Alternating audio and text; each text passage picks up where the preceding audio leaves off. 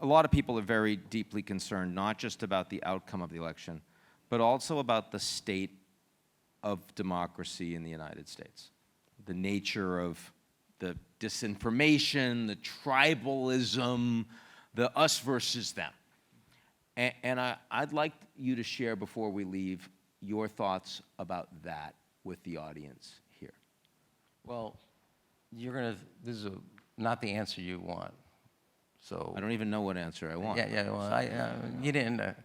What did Henry Kissinger used to say? Does anybody have any questions for my answers? Yeah, exactly. So here's where this is my take on American politics. And this goes back to some moment in the Obama White House, and that's been public. But look, nobody fully appreciates. We had the Iraq War. The American leaders in the government deceived the American public. It was a war of choice based on the data for going to war. It wasn't on the level. There is no yellow cake. There never was yellow cake. And the intelligence was really massaged hard. And we lost thousands of lives. People's lives were permanently damaged, never repaired. Spent $1 trillion, and nobody at the top was held accountable. They're at universities, they're on think tanks, they're on boards, and people lost their lives. And we spent not just money, America's future, our kids. 6 years later, there's a massive financial meltdown, people losing their homes, and not a single banker goes to jail. Nobody at the time, they're all arguing, you give us your money, bail us out, we want our bonuses. So you have two major events in America. No consequences. No consequences for the people at top. And so everybody thinks there's two books. There's a book for the people at the top, and there's a set of books and responsibilities and laws for the people, everybody else. And I mean, this gets back to why I wanted to do financial reform first, and President Obama, he waited out, made his options. That's why you pay for a president's judgment. I think this political system in America needed Old Testament justice. I was for doing financial reform because I would have put a banker in the middle of the South Lawn and beaten the crap out of them. Because the political system needed a catharsis. So you go all the way, and he was right to do health care, because if you didn't, the days would run out.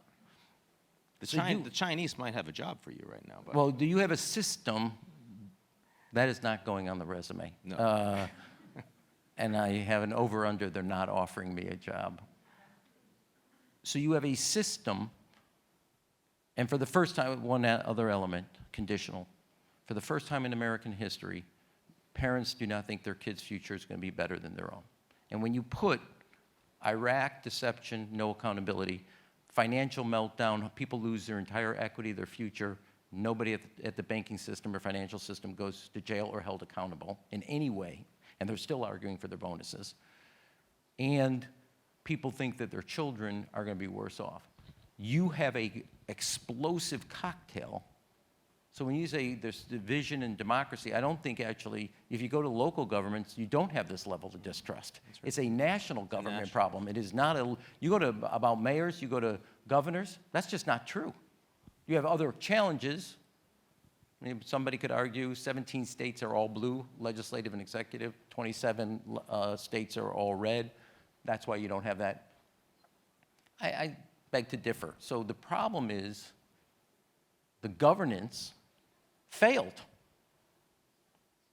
And because it failed, people lost confidence.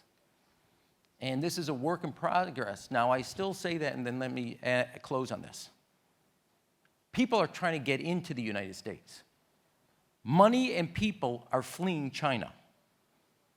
On the border of the United States, after Mexico, Guatemala, El Salvador, and Venezuela, the number one country citizen, Chinese. And that is not a $10,000 trip. Europe, they're fleeing the other parts of the world. They're not trying to go to China. Iran, they're not trying to go to Iran. They are coming to our country. They're coming to the West. They would like to come to Japan because we offer something. We offer a better chance at tomorrow. So do I think we have challenges in democracy? Yes.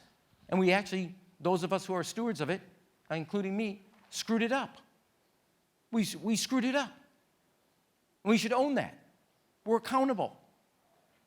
We got the degrees. We got the education. We made a mess. We have to earn back our trust. But the other thing to remember is, when you look around the globe, nobody is rushing to go to Beijing and Shanghai. Nobody wants to go to Tehran. Nobody wants to go to Caracas, Venezuela. Nobody's looking to go to North Korea. They are fleeing there because we offer something they don't. We offer a tomorrow, and we have to restore our confidence in believing that the tomorrow that we offer is more appealing than the repression they offer today. See, Rahm, I think that was a great answer for the U.S. election. I do. I want to thank the diplomatic community that I once had. Yes. So everyone, please join me in thanking Ambassador Rahm Emanuel.